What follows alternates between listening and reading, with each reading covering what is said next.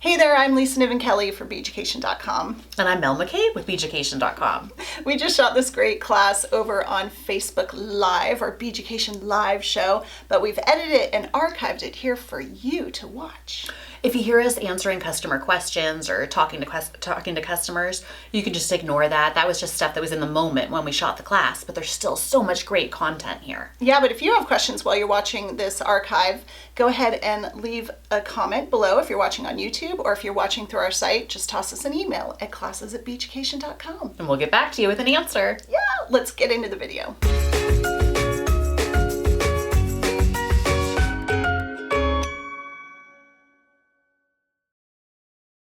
Let's talk about these pewter ornaments.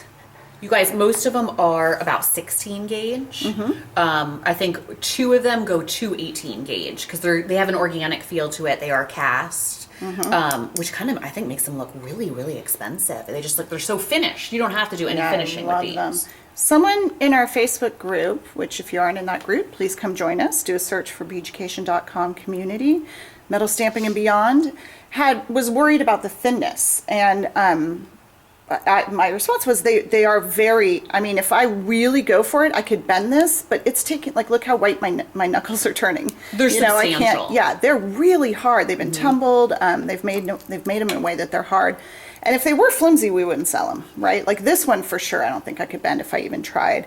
The only one you need to be careful with is this is pretty thin, this bottom of this tree, and if you were to mess with it, you probably could bend that guy off. But I mean, the tree itself, you could bend it if you wanted to, but it's not like, no. I mean, they're thick. Yeah, they're great. They're great. And the little dish that we have here, that's like 8 gauge. So yeah, this is really thick. That's the cutest little tooth holder. You could take your teeth out, put them right in it, right before you go to bed. Those are little teeth. Yeah, maybe. I guess I'm thinking of my daughter's teeth because she's losing them now. But yeah, you're right. She takes them out. Oh, well, you guys, wouldn't that be the cutest little dish for the tooth fairy? Yeah. Oh my God, I use mine for my pills. Oh, that's a great idea. I have to take Synthroid, so I wake up at 5 in the morning and grab it out of my pill. And might as well be in something pretty. And I do like rings. 2 rings is probably the most obvious rather than teeth and pills. There you go. What about all 3? We're going to need some bigger dishes. Yes. Okay, so these are, what do we call these? The wide Christmas trees? I think I ended up calling them full because as a full-figured gal, I don't like being called wide. And I figured a tree wouldn't want to be either. So I said, that's the full tree. Sounds good? You're killing Claudia over there. I think I called the other one narrow because I said, I don't want to use the word thin. So I think I did full and narrow, but I'm not sure. Triangle, I think. Triangle. I did triangle, yes. Yeah. I don't like wide and thin. Yeah, okay. I'm with you. So on this one, we use the crystal punch and put little indents and glue those in, which we're actually going to demonstrate today. But isn't that fun? I mean, those are not going anywhere. And see how they're sort of flush down in the hole. I love it.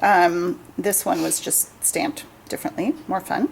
So cute. The star, this is Claudia's last name. Let's get a little zoom. And that's kind of like you mandala stamped it. Yeah, it was really fun to stamp. I mean, we're going to demonstrate stamping on these and setting the crystals, but what you're going to see is this stuff is like butter. It's awesome. You barely have to hit it to stamp in pewter, and that goes for all the pewter that we sell. Super cute. No 2-pound hammer. We have, oh no, you don't want the 2-pound hammer because it'll sink in too much. We got this one. You guys, the house I like so much because I figured, wouldn't it be a cute housewarming gift for someone? You just stamp their name on it. Or when you go to a party too, it's a cute ornament too. And because it's so thick, you don't get a mess on the back. You get a little bit of the indentation, but actually that's kind of cute. But it's not like all scratched up and protruding through. That one was really fun to do. I love that. This one, I'm going to show you something. Let me pull up an image real quick. It was supposed to say Lincoln's First Christmas. Oh. But if you look up at the top, Lincoln is missing an L. Oh. So after I messed up Lincoln, I found that copper heart to put over it, and I just riveted it right over it, and nobody but you and me and the 3,000 people watching this needs to know about that. The quality in the 2 different pictures is just because the one on the left, it was bad lighting, there's like a dark something above it, so don't worry about that. But the one on the right is the finished piece that we have here, and there's a hole above the C in Lincoln because that's where I put the hole for the rivet. So I found another blank that looked good, and actually now I might do that On purpose. Yeah, I would too. I like Next it so time. much. It looks so cute with the mixed metal too. Everyone's giving me a thumbs up like, oh, good, I'm not the only one that jacks up. No, I love it. So that's where this guy came from. I mean, I did it on purpose. Yes, of course. Yes. You know what I like about the star too is that that to me isn't necessarily holiday. It would be really cute for awards, for like sports awards, where you could put in the team name or. Super cute. Yeah, I think these three particularly are all year round. Yes, The star I and the agree. house And maybe and even the dove. Yeah. Because the bird. And the dove, I just want to also show that I messed up. Look, that's the front. Stamped on the back. I didn't even And it notice took me though. like forever to notice, so whatever. I made a different one for the sample. Okay, I'm going to put these guys aside, and I'm going to bring out the last one, which is the mitten. The mitten. The mitten. Okay, so this guy I've already stamped on here. This is going to say Maggie's First Christmas. I've already stamped First Christmas and some stars. The rest of it came like that with the little buttons and this raised part here. I already did the M. I'm going to stamp the rest of the word Maggie to show you how easy it is. Let's see, let's go. I want to get the right angle. Is this going to a real Maggie? Yes, my neighbor. That's cute. She just had a baby. Okay, see what I'm doing here with my hair in the shot, sorry, is I want the right angle of the word. So I'm just making sure. There we go. Okay. Okay. Now look at my hammer. This right here is a well-used hammer, and when I'm done with it, I can take this off. It's actually really loose, so I tighten it every time I use it. All right, I've got the M. Now I'm going to do the A, and I just hit it once. Not more than once. Oh wow, that is really easy. Watch me spell it wrong. M-A-G-G-I-E, right? And then my G, I'm sliding it down. For those of you that are new to stamping, I place the letter, and the tape is there to catch the edge of the G. So when I slide it down, I know that's where it is. Left to right is a little more practice in knowing where to lay it. And those letters got a little more spread out than I usually do, so now I have to match the I and the E, right? I-E. I'm so afraid that on live I'm going to misspell it. Now, is that the uppercase Kismet? The 3.2 millimeter, I think. This is my favorite. I love it with the large 7 millimeter Kismet letter. That looks really pretty. Now, because he's got a little more spaced out, I'm kind of running out of room here, but I think my S will fit just fine. And then I have the apostrophe here. And this is a really tiny apostrophe, so I'm going to have to hit it very, very lightly. Otherwise, it'll sink in a ton. Oh, yes, Sue had asked what Yep. fonts, and that was, so it's the 1/8 or the 3.2 millimeter Kismet uppercase, and then the 7 millimeter Kismet large M. Cute! That's so cute. I love it. So, since this got more spread out, I'm just now totally problem solving with you, which I wasn't expecting this to happen. It kind of ran a little more this way, so everything's a little off center. So I would come back in with the star stamp, which I don't have here, so I'll do it later. And I kind of balance it, or maybe like- put a heart right there to make it balanced out, or That's something cute. kind of Yeah, coming I down like like that that. idea. I mean, we could do the crystals, but we decided we're going to put crystals along the little edge of, There's a little asterisk. I don't know. that guy's a little big, I think. Yeah, maybe you're right. Okay, so any questions on that, let us know. You can see how very easily I hit it. And honestly, if you ever mess up one of these ornaments, be happy, because you might want a practice piece, right? And that's a good I mean, idea. yes, it's like, how much are these? About $5 to $7 or something. It's kind of a bummer, but I always end up with a practice piece of some metal that I keep around, so that before, if I had just stamped a whole bunch of sterling and then went to stamp on this, I'd probably hit it too hard and kind of mess it up. So if you're going to switch metals, always work on a practice piece for a little bit first, so that you remember how hard or how soft you need to hit it. And you can even use the back to practice too. Yeah. Okay, so this is the little crystal setter punch. It's been very, very popular. It's a very simple tool, but what it does is create a divot that's the perfect size to put our little 2.6 millimeter Swarovski flatback crystal in. Love it. So this guy I'm going to hit just a little bit harder. because I want a nice divot. yes.